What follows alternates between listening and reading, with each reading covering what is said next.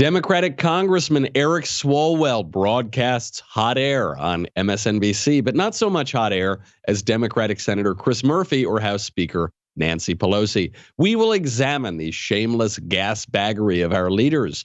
Then across the pond, the UK's Prince Andrew sweats over questions about his relationship with Jeffrey Epstein, who didn't kill himself. A New Zealand hunter gets death threats for killing her own food, and conservatives' favorite chicken restaurant gives in to the leftist mob. All that and more. I'm Michael Knowles, and this is The Michael Knowles Show.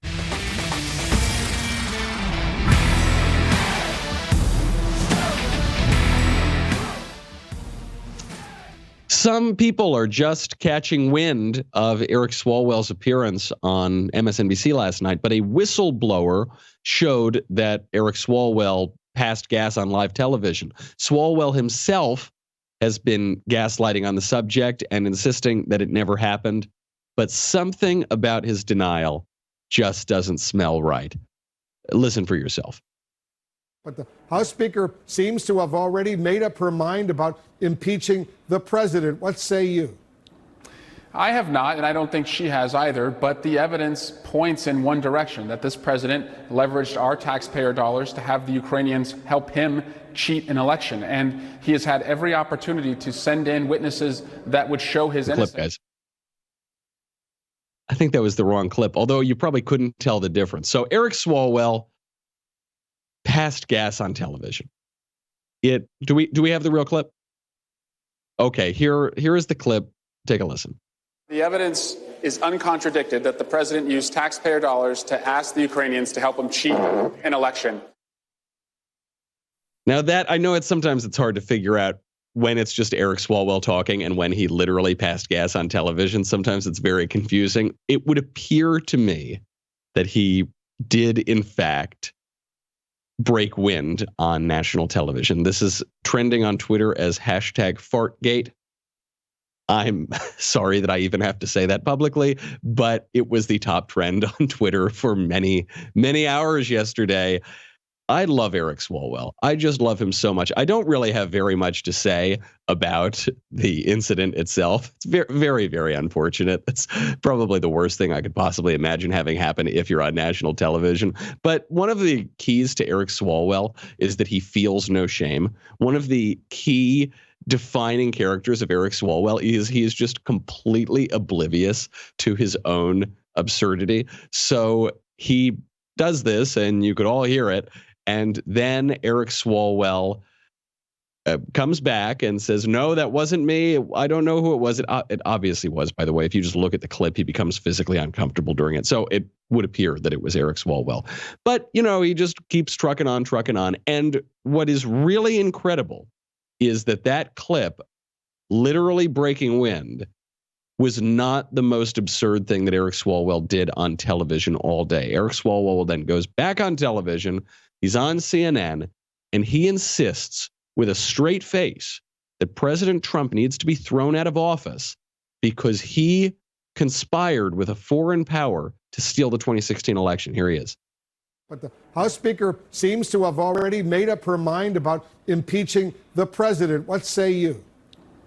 I have not, and I don't think she has either, but the evidence points in one direction, that this president leveraged our taxpayer dollars to have the Ukrainians help him cheat an election. And he has had every opportunity to send in witnesses that would show his innocence, and he has blocked those witnesses from coming forward. And so we can only conclude that that's where the evidence is going. Too early to reach an ultimate conclusion, Wolf, but the president has an opportunity to send over the witnesses we've asked for. Is that so, Eric Swalwell? You, Eric Swalwell, a Democrat, a member of a party that purchased foreign intelligence from an operative team, Fusion GPS, during the 2016 election. You went in, paid off former journalists to work with a foreign intelligence officer to dig up dirt on Donald Trump. You then used the power of the state illegally to spy on the opponent's campaign. You actually colluded to try to steal the 2016 election. You are going to accuse President Trump of doing that very same thing. That's what they're doing. The left always does this, by the way. The left always accuses the right of doing what the left is doing. And Swalwell can say that with a straight face. Frankly, I feel it's less absurd to break wind on television with a straight face than it is to expel that ridiculous hot air from his mouth. For Eric Swalwell to go out there and say the president can exonerate himself, he just needs to let people testify. Democrats have called 3 key witnesses already. They called Bill Taylor. Remember that a few days ago, the ambassador. They called George Kent, the Deputy Assistant Secretary of State. They called Marie Yovanovitch, the ambassador to Ukraine. All 3 of these people were supposed to be the bombshell testimony. Remember that? And then Bill Taylor said he had no evidence of a quid pro quo. George Kent said it was perfectly legitimate for President Trump to ask for an investigation into Ukrainian corruption in 2016. And Marie Yovanovitch was asked point blank, do you have any evidence that the president committed any sort of crime? And she said, no, I don't. She said it twice in a row. And Eric Swalwell goes on TV and says the president is stealing the election, he's committing collusion, and we need to throw him out of office for that. 4 times now in this country, impeachment has been invoked. Andrew Johnson, Richard Nixon, who resigned before he could be impeached, Bill Clinton, now Donald Trump. This 4th impeachment, Donald Trump, by far the least legitimate. By far, there is so little evidence of any sort of crime. And Swalwell goes on TV and insists that we need to throw him out of office for it. And even Swalwell wasn't the most ridiculous person here. Chris Murphy, a Democrat in the Senate, went on television, and instead of just hitting Trump for the Ukraine controversy, he's defending the Bidens, who are actually the subject of the controversy because of the corruption they engaged in Ukraine, which prompted the call for an investigation, which prompted the impeachment in the first place. Here's Senator Chris Murphy. Now, I get that in your view, what's going on right now with President Trump is a much, much bigger deal and much more important than the Hunter Biden situation. But just point blank, should Hunter Biden have taken that role on the board of Burisma while his dad was vice president? Well, I think in an interview, Hunter Biden himself admitted that, he had possibly made a mistake. But let's be clear, Hunter Biden didn't do anything illegal, and his father, the vice president, didn't do anything illegal or unethical. And all of these attacks on the Bidens and the effort to bring the whistleblower in to testify are just an attempt to try to put more chum in the water and distract from the corrupt scheme that is at the heart of this inquiry. The Bidens are totally innocent. The Biden corruption, that's not even an important story here when we're talking about how President Trump was trying to investigate Biden's corruption. We'll get to this nonsense in a second. First, I've got to thank our friends over at NetSuite.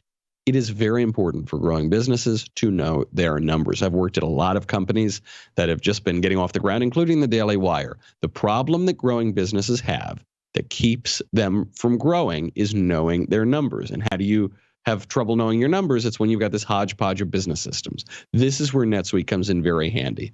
Introducing NetSuite by Oracle, the business management software that handles every single aspect of your business in an easy-to-use cloud platform.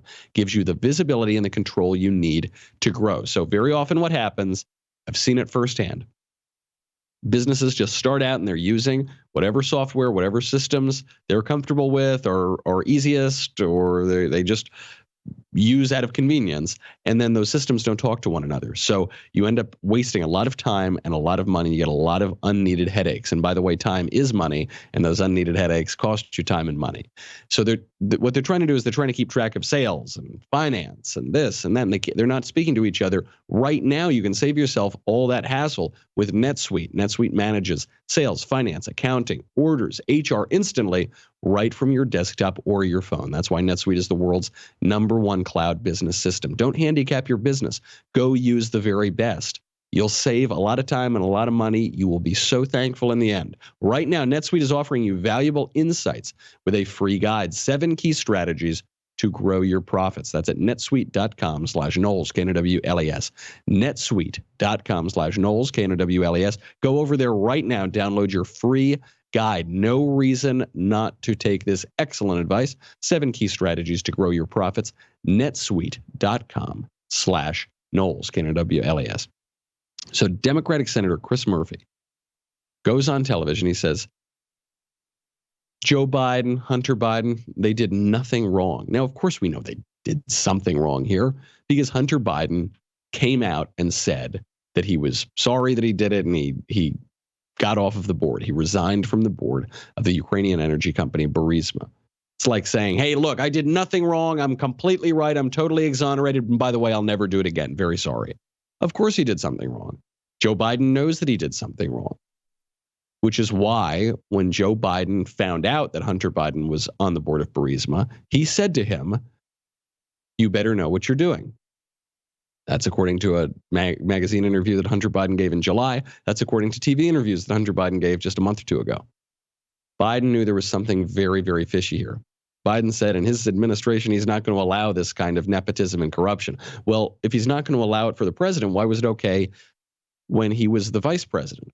Simply doesn't add up. Obviously, this was pretty crooked. And by the way, we're only talking about Ukraine right now. He did the same thing in China. Hunter Biden flew on Air Force Two with then Vice President Joe Biden, goes to this meeting in China, and then just coincidentally, not long after that, winds up with $1.5 billion worth of financing out of China. So obviously, there's a lot of corruption going on here. And Chris Murphy says, don't talk about that corruption, talk about the impeachment. But what I have said from the very beginning is impeachment is not going to look good for Democrats, especially not going to look good for Joe Biden, because in order to talk about impeachment, you have to talk about Biden's corruption. That's what they're impeaching him over. Is he had a phone call with Ukraine, President Trump, and Trump said, hey, by the way, look into that corruption in Ukraine and look into the interference in the 2016 election. So he's not allowed to do that. But Democrats are allowed to spend 2.5 years investigating Russian collusion, which totally exonerated the president. And by the way, Democrats are allowed to get off scot-free when they themselves interfered and bought off foreign intelligence in the 2016 election. Now, I'm actually not sure they're going to get off scot-free. We're obviously waiting for the IG report and the John Durham investigation into how the whole Russia hoax came to be in the first place, and maybe which Obama administration officials and Democrats and foreign assets are culpable in the attempt to rig the 2016 election and the now known and demonstrable spying on the Trump campaign. So what I actually think is that this impeachment push is an early defensive measure to mitigate whatever comes out in that investigation in 2016. But regardless, absolutely shameless. And then Nancy Pelosi, the most shameless one of all, comes and puts the little cherry on top of the sundae. She wants President Trump to testify. The president get, as he says, to confront his accuser or get due process. What do you mean confront his accuser? Confront the whistleblower? Presumably, well, that's what he means. I will make sure he does not intimidate the whistleblower. I was there, I told the president, you're in my wheelhouse when you come after the whistleblower. And this is really important, especially when it comes to intelligence, that someone who would be courageous enough to point out truth to power. And then, through the filter of a Trump-appointed inspector general who found it of urgent concern and then took it to the next steps. So the president could come right before the committee and speak all the truth that he wants if he wants to. You don't expect him to do that. If he wants to take the oath of office, or he could do it in writing. He has every opportunity to present his case. But it's really a sad thing. I mean, what the president did was so much worse than even what Richard Nixon did. But at some point, Richard Nixon cared about the country enough to recognize that this could not continue. Allow me to translate that for you. Nancy Pelosi is saying that what Trump did is so much worse than what Richard Nixon did. By the way, what Nixon did was his goons didn't know how to tape a door. This is how the fall of Richard Nixon came, because the two burglars who broke into Watergate should have taped the door up to down to keep the door open as they were stealing the documents out of Watergate, but instead they taped it side to side so a security guard was able to see it. And so these burglars engage in a dirty trick, which Richard Nixon, by all accounts, didn't know anything about. by the way. And then he covered it up, and then they threw him out. Why did they really throw him out? They wanted to overturn the presidential election because they were furious that Nixon won in the first place. They were certainly furious that he got reelected. They stole the election from him in 1960 successfully, and they never forgave the guy for following Alger Hiss, who is a leftist darling at the State Department, who was a communist spy. And he was called out as a communist spy by Whittaker Chambers, and Richard Nixon was the only one who believed him and went and got him, and the left never forgave him for it. That is the background that very few people talk about when you talk about the Richard Nixon impeachment. But what Pelosi is saying is what Trump did is so much worse than that. Let me ask you a question, Nancy Pelosi.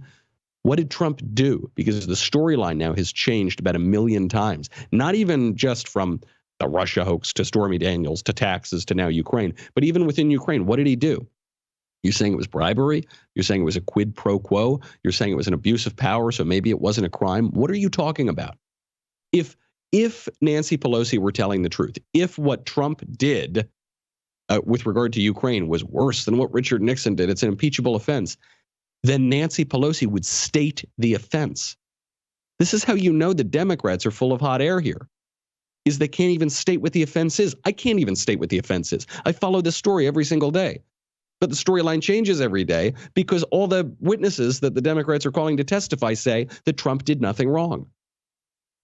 You've got Bill Taylor, George Kent, Maria Yovanovitch. Who else are they going to get to say that Trump committed an impeachable offense? Nobody. So disingenuous. So totally disingenuous. But if you want the height of gasbaggery, you actually can't even stay in America. You got to cross the pond and head over to the UK, where Prince Andrew, good buddies with Jeffrey Epstein, who definitely didn't kill himself, is now trying to defend his relationship with the possibly dead, disgraced pedophile in a way that it made me blush how shameless it was. We'll get to that in a second. Then we'll get to so very much more. But first, I've got to thank our friends over at Ancestry.com. I have been a fan of Ancestry since long before I had this show, since before the Daily Wire existed. Ancestry has incredible tools. Obviously, they have their family trees and their research technology. Then they've got the DNA kit where you spit into the tube, and now they can tell you so much more. So your genes are not just about you. Your genes are something that you share with the people closest to you. And now with Ancestry, it's not just that you can get incredible insights about your family history and how your ancestors moved around and so much about your own genetic makeup, but now you can uncover potential health issues early that can help empower you with information so you and your family can move forward toward a healthier future. I've been waiting for a long time for this product to come out from Ancestry. They wanted to wait to make sure they got it perfect, and they have Ancestry Health. You know, some health conditions can be influenced by genetics. Ancestry Health looks at a carefully selected set and gives you insights about how they could impact you and your health and your family. Ancestry Health gives you personalized health reports that are easy to understand with actionable insights. This is the key here. They give you information that you can actually act upon. They're not just going to tell you things that are completely irrelevant because you can't do anything about it. You get access to genetic counseling resources, family health history tool to track generations of health. And of course, you'll also receive Ancestry DNA's ethnicity results that reveal your origins. I just got an update on mine the other day. It's super cool. I love Ancestry. It's just a tremendous product. And I'm just so glad they've added this product, and I'm glad that they waited long enough to really perfect it. Learn from your genes and take action for your family. Go to Ancestry.com/Knowles, Knowles, to learn more. Get your Ancestry Health Kit today. Ancestry.com/Knowles, Knowles.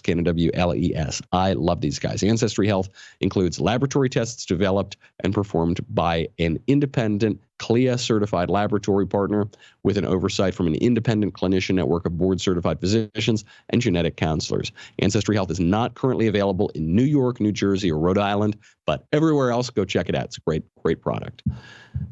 You want the real height of gasbaggery? You actually can't just stick around with Eric Swalwell and Chris Murphy and Nancy Pelosi. You got to go to the United Kingdom. You got to go to Prince Andrew, son of Queen Elizabeth, who was friends with Jeffrey Epstein and took a lot of photos with Jeffrey Epstein and has allegations that he slept with some of Epstein's girls.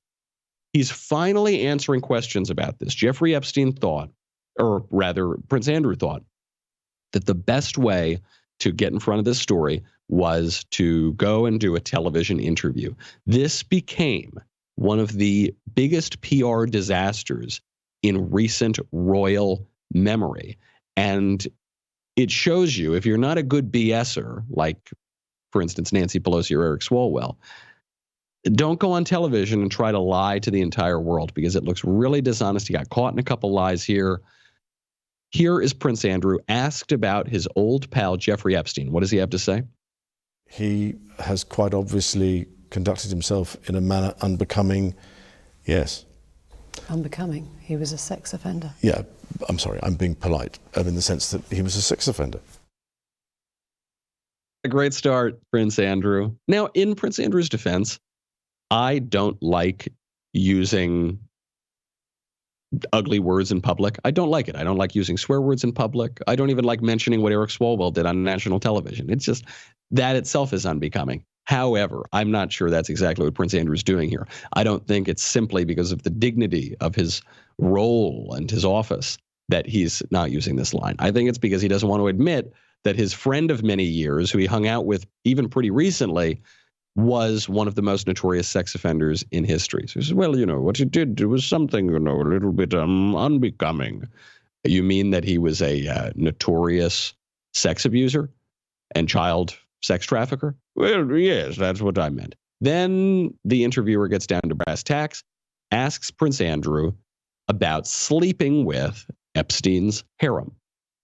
For the record, is there any way you could have had sex with that young woman or any young woman trafficked by Jeffrey Epstein in any of his residences? No. And without putting too fine a point on it, if you're a man, it is a positive act to have sex with somebody. You have to take some sort of positive action. And so therefore, if you try to forget, it's very difficult to try and forget positive action. And I do not remember anything. I've racked my brain and thinking, when the allegations came out originally, I went, well, that's a bit strange, I don't remember this. And then I've been through it and through it and through it over and over and over again. And no, nothing. Never happened.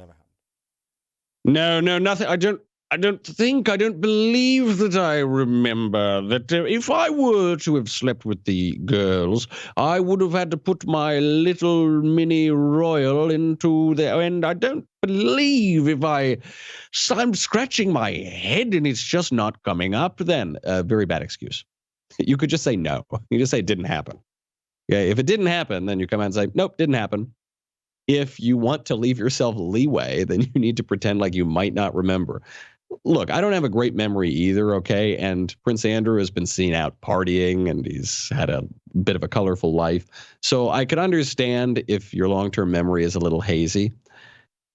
If you regularly frequent the private residences and islands of the world's most notorious sex trafficker, filled with young and underage girls, I think you would remember that. I think you would remember whether you slept with any of them or not.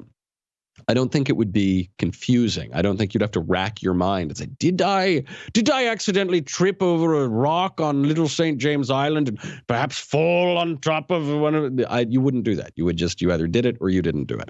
The fact that he's now backtracking and he used to deny these allegations, now he's saying he can't remember. Not a great look. Then the interviewer keeps pressing and the interviewer keeps going off the rails. And so does Prince Andrew cop to it? No, he puts out even more hot air. We will get to that in a second when Prince Andrew was asked why he stayed at Epstein's house after Epstein was convicted for child sex crimes. We will then, of course, get to Chick-fil-A. Just after Kanye West memorializes Chick-fil-A's wonderful Christian values in a rap song, Chick-fil-A totally gives in to the radical left. We will get to that. We will get to the left's fury that a hunter killed her own food and the consequences of ecological sin. But first, I have got to thank our friends over at Quip. You can see my pearly whites. What do you know about those? It's very important to have nice, clean, white teeth, and there are fewer healthy habits that are more important than regularly brushing your teeth. That's where Quip, makers of the Quip electronic toothbrush, comes in. Quip's electric brush has sensitive sonic vibrations with a built-in timer and 30-second pulses to guide a full and even clean. Makes it so easy to stick to a healthy brushing habit, starting with an electric toothbrush, refillable floss, and anti-cavity toothpaste. I really like Quip because it's very slick. You can put it in your travel kit. It's not like a giant bazooka cannon. I used to brush with just a regular toothbrush. It was basically like brushing with a stick, like I was a caveman. And your teeth just get yellow, especially if you're like me, where all you drink is coffee and tea and booze and smoke cigars. So you got to be able to brush your teeth regularly. Having an electronic toothbrush is just so much better. I can't even fathom now going back. Quip makes it slick, easy. They time it for you. They take all the guesswork out. And by the way, Quip delivers fresh brush heads, floss, and toothpaste refills to your door every 3 months with free shipping. You don't have to worry about it. The routine is always right, and you're not going to be trying to squeeze that last cubic millimeter out of the toothpaste tube to try to brush your teeth for 3 weeks. Join over 3 million healthy mouths and get Quip today, starting at $25. If you go to getquip.com/Michael, M-I-C-H-A-E-L right now, you'll get your first refill for free. That is your first refill free at getquip.com/Michael, M-I-C-H-A-E-L, getquip.com/Michael, M-I-C-H-A-E-L. Quip, the good habits company. We have got to get to, well, the rest of Prince Andrew, because it shows you a lot about our own leaders, too. Then we've got Chick-fil-A. Then we've got the moral incoherence and idiocy over hunters and the bizarre term ecological sin, which we're now hearing from people around the Pope. But first, we've got to say goodbye to Facebook and YouTube. In honor of the truly hilarious self-owned by Liz Warren, Liawatha, Pocahontas, tweeting and saying that she's selling a Billionaire Tears mug on Shopify that will actually enrich the Shopify billionaire founder, Toby Lutke. Here at the Daily Wire, we are offering 20% off on our All Access and Insider Plus subscriptions when you use the promo code Warren Tears.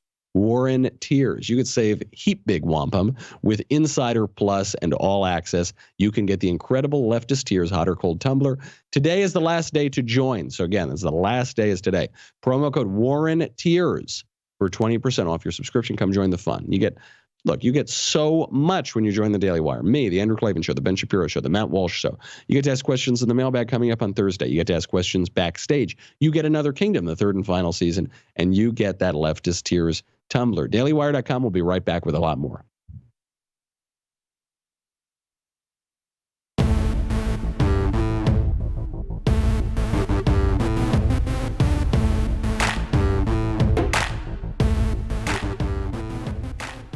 Okay, so you've got a masterclass in gasbaggery from Prince Andrew, a masterclass in how not to comport yourself in public. First, Prince Andrew's asked about his old friend Jeffrey Epstein. He says it's unbecoming to have sex with children. Then he's asked whether or not he sleeps with the young girls. And he says, well, I can't quite remember. I don't think I did. No, it doesn't sound right. Then he's asked why he stayed at Epstein's house after Epstein was very publicly convicted for child sex crimes. And Prince Andrew's answer? He's just too damn honorable.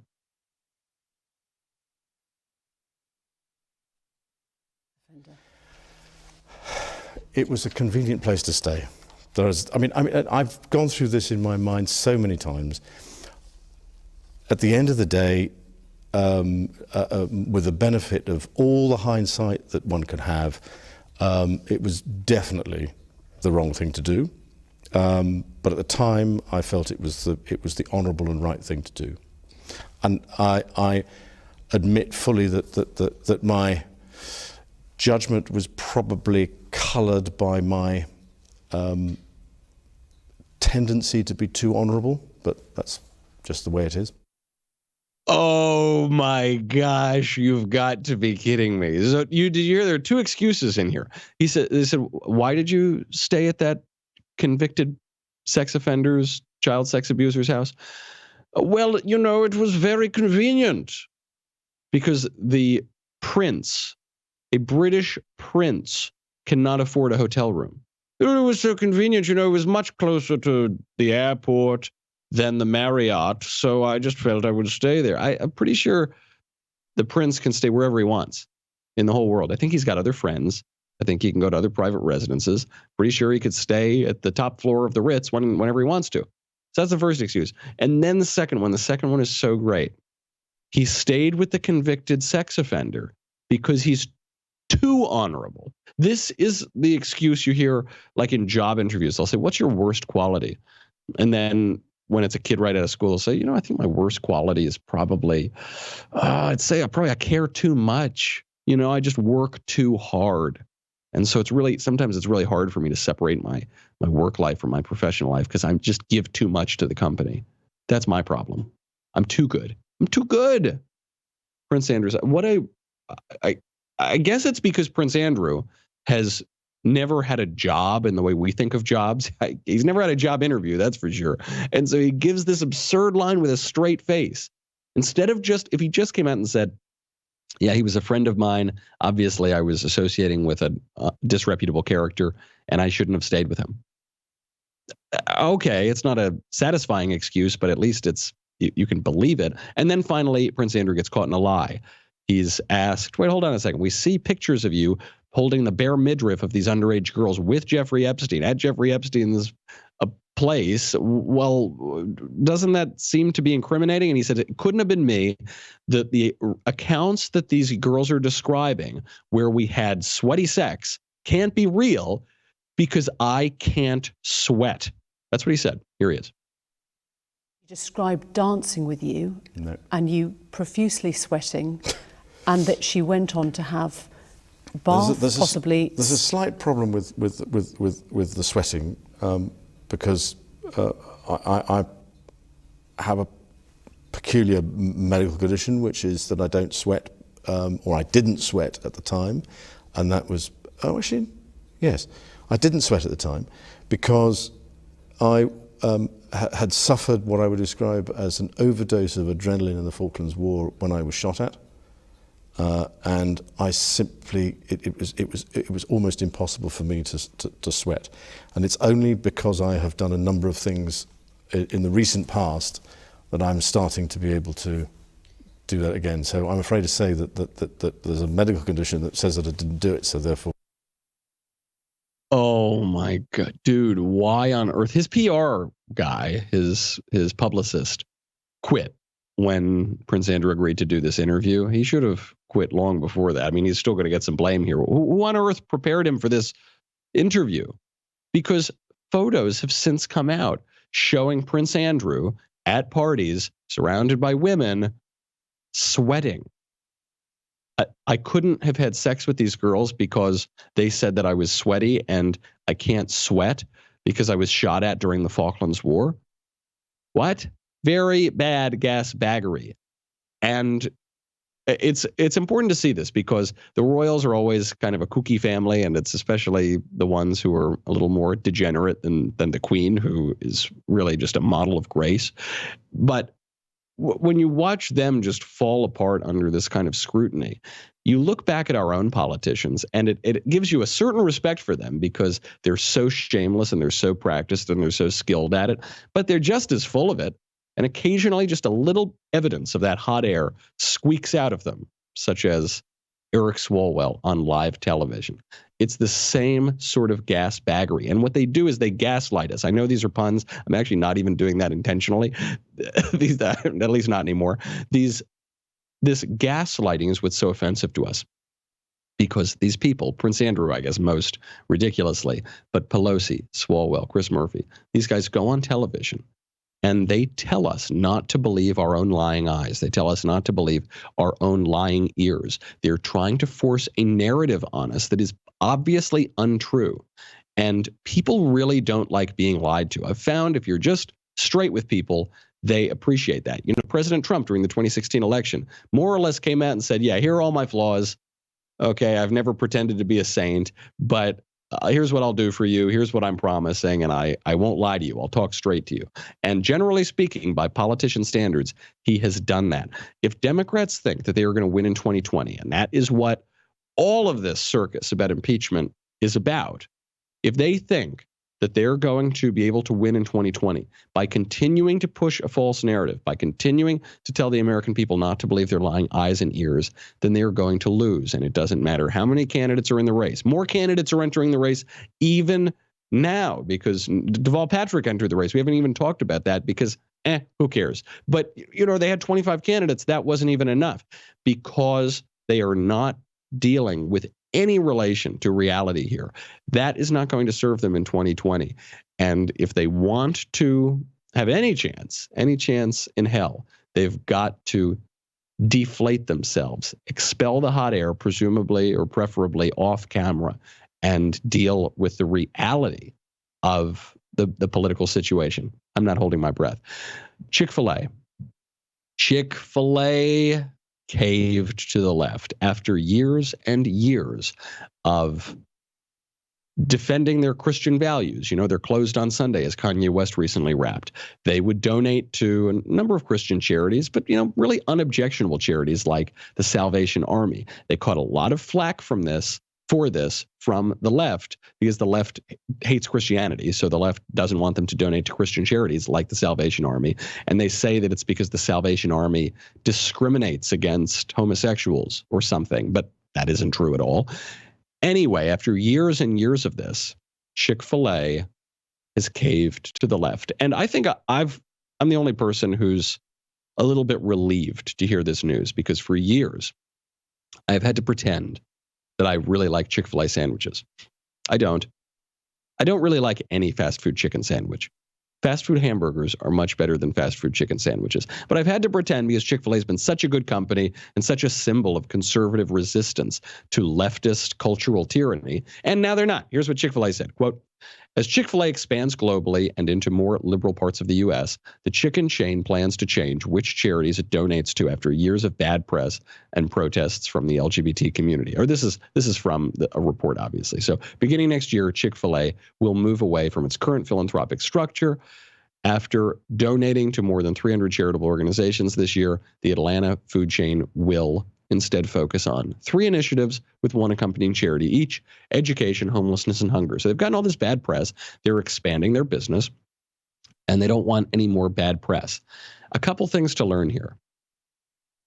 One, Chick-fil-A is going to learn this if they haven't learned this already. For most companies, with a few notable exceptions, if you get woke, you go broke. If you kowtow to the leftist mob, you will collapse. Look at Dick's Sporting Goods. Takes guns out of there. Their sales drop tremendously. That's going to happen to Chick-fil-A here. They're basically saying, hey, all of our conservative supporters, we don't care about you. We're going to try to get forgiveness from the woke mob. By the way, you're never going to get forgiveness from the woke mob anyway. They're just going to ask for more and more and more. But the other thing that this shows you, which is important in conservative debates right now, is perfectly free markets, perfectly economic views of politics are insufficient. Because let's say that Chick-fil-A's decision to stop donating to the Salvation Army, to more or less apologize for being Christian, let's say that decision increases the bottom line by 5%. I don't know. I'm just pulling a number out of thin air. Let's say that were to happen. It would still be bad. It would be bad for the culture. We would have a better culture if businesses made 5% less, but actually stood for some values, actually helped to maintain our American culture and at least pay lip service to the faith that founded our civilization. That would be better. And that's not what's happening here, because Chick-fil-A is selling out to Mammon. Seek ye first the kingdom of Mammon, I guess, is what they're saying. Salvation Army has issued a statement because their Salvation Army is losing donations from Chick-fil-A, the Fellowship of Christian Athletes, and the Paul Anderson Youth Home.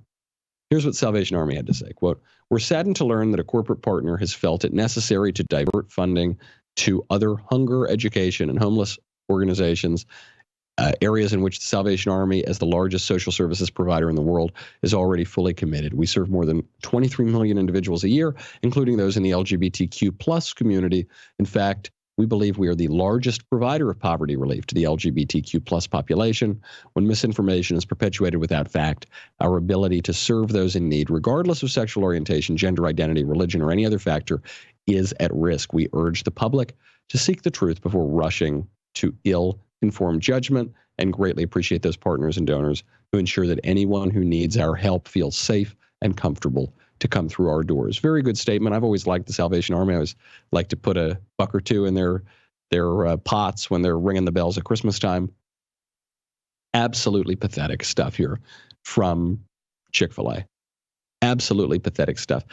What is going to be the effect of this LGBTQ leftist activism is that this charity is going to get a lot less money. They're going to be able to do a lot less good. But it doesn't matter. They don't care about doing good. They just want to virtue signal. And what is the virtue that they're sending? Sure doesn't look like a virtue to me.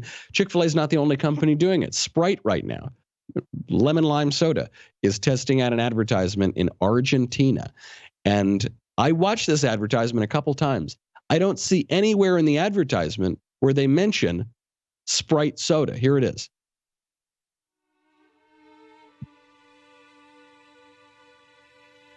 For those who can't see, who are just listening, I'll describe the scene. You've got a mother painting makeup onto her transvestite son.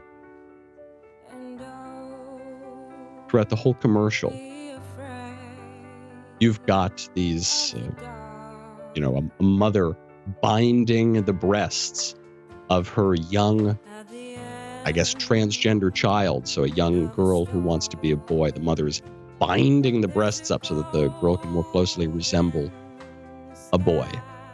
But throughout the rest of it, you see parents coming out and just affirming the gender identity of their child, regardless of that child's actual biological sex.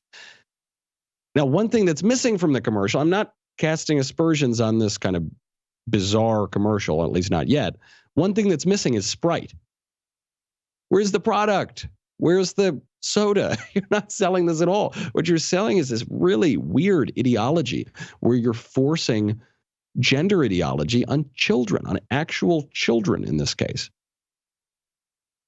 I don't care if somehow this increases Sprite's bottom line by 5%. I don't think it will.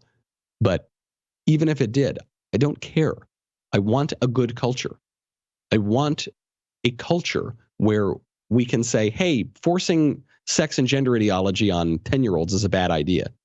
I want a culture where we can say, hey, if you want to donate to the most famous homelessness charity in America that's been around for a very, very long time and has always done great work, you can do that without being called a bigot. I want to live in that culture. I want to live in a culture where the CEO of a company can be a Christian and not threaten his entire corporation over it, and not be forced to kowtow to a small but vociferous leftist mob. Andrew Breitbart very famously said politics is downstream of culture. That's true. Culture is also downstream of politics, okay? And there are policies in this country that are encouraging this sort of culture. Policies which always privilege, for instance, atheism over the religion that founded our country, Christianity. Policies which force sex and gender ideology on children in schools. These sort of policies are affecting our culture. And when we think about politics, we want as much economic freedom as is possible. Economic freedom is a great thing, allowing people to do what they want with their own property and their own labor and their own money. We also want a culture, because you can have all the money in the world, but if you don't have a coherent society, all that money isn't going to buy you very much. Before we go, I have to get to this. A woman, a mother of 3 in New Zealand, is now saying she's faced death threats because she shared pictures from hunting trips which show her carrying animals' carcasses away after a hunt. She's gotten death threats for this, for posting it on social media. I think this would be fine if she wanted to take the animals and cut off the heads and put them on the wall. I think this would be fine if she just wanted to leave the animals and let other animals eat them. But what she's actually doing is killing the animals and then eating them herself. She's feeding her family with these animals that she's eating, or that she's hunting rather. And part of the reason she's doing this is because she thinks it's more sustainable, it's better for the environment, and it's better for the health of her family than using a factory farm. So the people who are environmentalists, who are terrified about global warming, should actually support what this woman is doing, because it's really, talk about farm to table. She's going out, killing her own food and eating it. Takes out so much of the environmental impact of factory farming. But it doesn't matter, because people want to virtue signal without any sense of virtue. I gave a speech last night at the University of Kentucky. Go check it out. The speech is online. It's called "Babies Are Not People." It was a lot of fun. The Q&A got pretty feisty too, because we had some, I think the people are called groypers. They're critics of conservatives from the right who showed up also, and we had a fun Q&A with them. So go check that out. But the thrust of the speech was that in America today, if you disturb the nest of a bald eagle, you'll be fined $250,000 and go to jail for 2 years. But if you kill a human baby at any stage of development, practically, you'll be applauded as a great defender of freedom. I mean, if you kill a baby after birth in Virginia, the governor of Virginia says that's perfectly fine. That is a bizarre moral system. Right now, speaking at the 20th World Congress of the International Association of Penal Law in Rome, the Pope Francis said, quote, "We have to introduce, we're thinking about it, to the Catechism of the Catholic Church, the sin against ecology, the ecological sin against our common home, because a duty is at stake. Far be it from me to ever criticize the Pope, but consider this a filial correction, very respectfully. There's no such thing as a sin against ecology. You cannot sin against ecology. Sin can only be against God and those made in the image of God. We are the stewards of creation. Now, of course, we can abuse those things, and to abuse creation is a transgression. But sins can only be committed against people. We are in a culture now. I mean, that's why I bring up the Chick-fil-A example. It's why I bring up the extreme of that, the Sprite example. We are in a culture that is getting things not just a little off kilter, but actually completely backwards. We're now living in a culture where people who hunt animals for their own food are getting death threats, but people who kill babies are being celebrated as heroes. That is a shameless culture.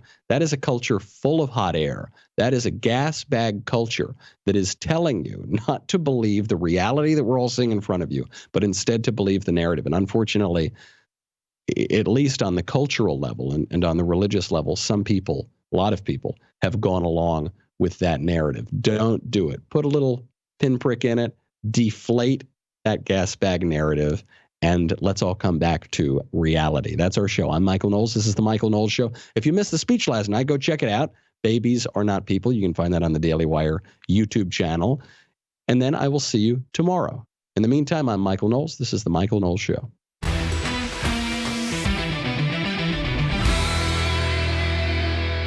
The Michael Knowles Show is produced by Rebecca Dobkowitz and directed by Mike Joyner. Executive producer, Jeremy Boring. Senior producer, Jonathan Hay. Our supervising producer is Mathis Glover. And our technical producer is Austin Stevens. Assistant director, Pavel Wydowski. Edited by Danny D'Amico. Audio is mixed by Mike Coromina. Hair and makeup is by Jesua Olvera. And our production assistant is Nick Sheehan. The Michael Knowles Show is a Daily Wire production. Copyright Daily Wire 2019. Hey everybody, it's Andrew Klavan, host of The Andrew Klavan Show. You know, some people are depressed because the American Republic is collapsing, the end of days is approaching, and the moon has turned to blood. But on The Andrew Klavan Show, that's where the fun just gets started. So come on over to The Andrew Klavan Show and laugh your way through the apocalypse with me, Andrew Klavan.